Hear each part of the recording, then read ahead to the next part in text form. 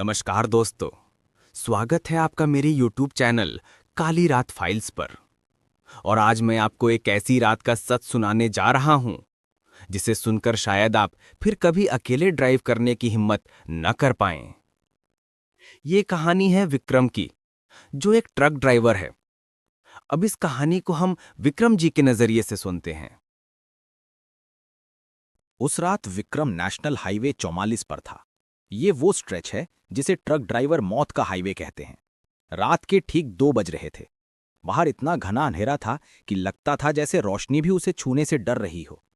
Cabin के अंदर पुरानी फिल्मी धुन बज रही थी और विक्रम कॉफी का एक घूंट लेकर अपने आप को जगाने की कोशिश कर रहा था। बस 200 किलोमीटर और फिर घर, उसने सोचा।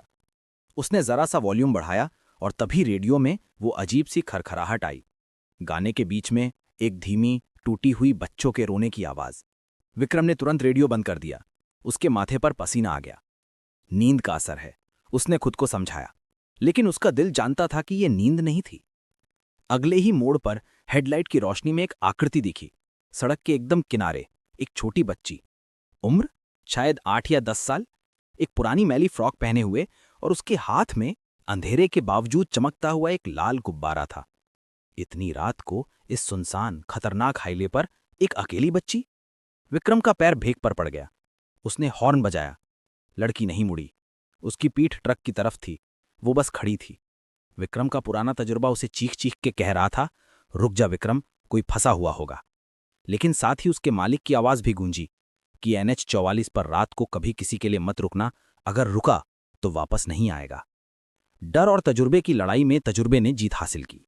विक्रम ने तेज एक्सेलरेटर दबाया और तेजी से लड़की को पार करके आगे बढ़ गया। पीछे के मिरर में एक पल के लिए उसने देखा, लड़की अभी भी वहीं खड़ी थी, लेकिन उसका सिर अब थोड़ा सा झुका हुआ था।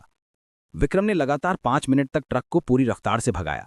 वो 5 किलोमीटर आगे निकल चुका था। अब वो एक नया मोड़ काट रहा था, और तभी उसके रोंगटे खड़े हो गए। उसकी सांसें अटक गईं। ठीक सामने हेडलाइट की रोशनी में वही लड़की, उसी जगह पर, उसी मैली फ्रॉक में, उसी लाल गुब्बारे के साथ। ये नामुमकिन था। ये 5 किलोमीटर का सफर उसने 5 मिनट में तय किया था। कोई इंसान इतनी जल्दी यहां नहीं पहुंच सकता था। ये क्या मजाक है? विक्रम ने गुस्से में ब्रेक मारा। इस बार लड़की सड़क के और भी करीब थी। इस बार लड़की उसकी तरफ मुड़ी। उसका चेहरा बालों से ढका था, फिर भी विक्रम को लगा कि वो उसे देख रही है। लड़की ने अपना हाथ उठाया और गुब्बारे की रस्सी छोड़ दी, लेकिन गुब्बारा ऊपर हवा में उड़ने के बजाय जमीन की तरफ तेजी से गिर गया, जैसे किसी ने उसे अदृश्य रस्सी से खींच लिया हो। विक्रम ने अब सवाल नहीं किया। उसने हार मान ली। वो डर से कांपते हुए ट्रक को फिर से स्टार्ट किया, और इस बार वो एक पागलपन भरी रफ्तार से भागा। जैसे ही विक्रम ने रफ्तार बढ़ाई, उसकी नज़र सामने के शीशे पर पड़ी। उस पर अचानक भाप जमने लगी, और किसी ठंडी उंगली से उस भाप पर लिखा गया LIFT। वो चीखा और अपनी हथेली से भाप मिटा दी। अगले ही पल जब उसने यात्री सीट की तरफ देखा, वो बैठी थी, वही लड़की, चुपचाप। उसका लाल गुब्बारा उसके हाथ में था। वो वहां कैसे आई? ट्रक का दरवाजा तो बंद था। विक्रम के सारे शब्द गले में अटक गए। तू तू कौन है? यहां क्या कर रही है? उसकी आवाज भयानक रूप से कांप रही थी। लड़की ने धीरे से अपना सिर ऊपर उठाया। उसकी आंखें पूरी तरह सफेद, जैसे किसी ने उसकी आंखों की पुतलियां मिटा दी हों। उसके होंठ फटे थे और उस चेहरे पर एक डरावनी ठंडी मुस्कान थी। और उसकी आवाज एक बच्चे की फुसफुसाहट थी, पर उसमें जिंदगी की गर्माहट नहीं थी। लड़की, अंकल, मैंने तो लिफ्ट मांगी थी और आप मुझे अकेले छोड़ के जा रहे थे। विक्रम के अंदर का सारा नियंत्रण टूट गया। उसने चीखते हुए ट्रक को रोका और दरवाजा खोलकर भागने की कोशिश की। जैसे ही उसका पैर जमीन पर पड़ने वाला था, लड़की का बर्फ सा ठंडा हाथ उसके कंधे पर पड़ा। लड़की, कहाँ जा रहे हो अंकल? मेरी जगह अभी नहीं आई।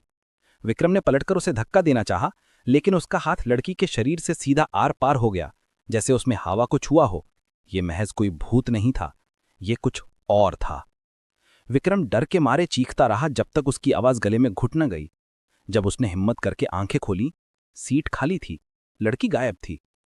सुबह होने में थोड़ा ही समय बचा था। विक्रम ने हार मान ली थी। वो ट्रक चलाता रहा, उसकी आंखें लाल थीं। वो अगले टोल प्लाजा पर पहुंचा। एक गंभीर दिखने वाला अटेंडेंट उससे पैसे लेने आया। टोल अटेंडेंट, सर, 150 रुपए। विक्रम ने पैसे दिए। अटेंडेंट ने पैसे लेकर भी उसे अजीब नज़र से घूरना जारी रखा। टोल अटेंडेंट, सर आपकी पिछले टायर पर। विक्रम को लगा शायद टायर पंक्चर हो गया। वो दरवाज़ा खोलकर नीचे उतरा और टायर देखने गया। टायर ठीक था, लेकिन जैसे ही उसकी नज़र ट्रक के पिछले हिस्से पर गई, जहां अक्सर रंग बिरंगी कविताएं लिखी होती हैं, वहां बड़े बड़े अक्षरों में किसी गहरे लाल रंग से, जो खून जैसा दिख रहा था, लिखा था, अंकल अगला मोड़ मेरा घर है। और ठीक उसके नीचे टोल बूथ की पक्की जमीन पर एकदम शांत पड़ा हुआ था वही लाल गुब्बारा। विक्रम ने अटेंडेंट की तरफ देखा। अटेंडेंट खाली हाईवे की तरफ देख रहा था, जैसे उसने कुछ भी ना देखा हो, ना पढ़ा हो।